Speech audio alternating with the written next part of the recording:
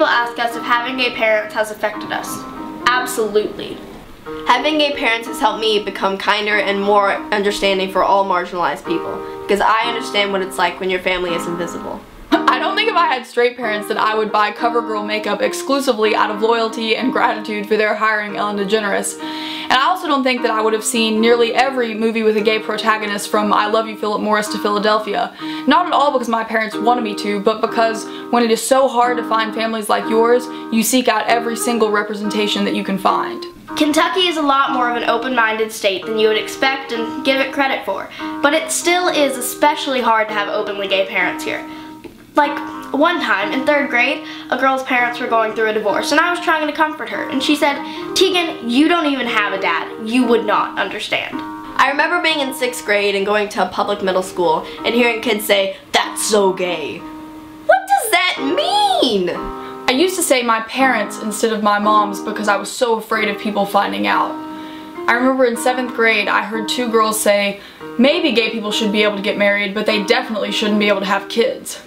And I just stood there, frozen, so badly wanting to escape, but I couldn't. I didn't know what to say, so I didn't say anything, and I've always been ashamed of that. But in high school, when I heard another girl say, "I don't judge gay people on earth because God will punish them in hell," that time I said something. Oftentimes, growing up, I was only one of my friends whose parents were still together, and I would think, what is the sanctity of marriage that my parents are such a threat to? Tomorrow I could marry a stranger, divorce my first husband after 72 days like Kim Kardashian, and then get married 5 more times after that like both my straight grandmother and straight grandfather did. But our moms, who have been together for 23 years, engaged for 19, who have built a life together and raised 3 children together, they can't get married. Our country is closer to full equality than we've ever been. But close isn't good enough. It's not good enough for over 1,000 gay children who commit suicide every year, some of them even younger than I am. It's not good enough for my parents who are denied every single insurance and tax benefit that married couples get. It's not good enough for kids like my sisters and me, who sometimes stay silent not because we are wrong, but because we are afraid.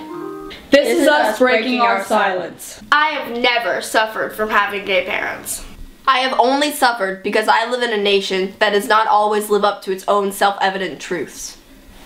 I grew up in a world where my parents were treated as second-class citizens.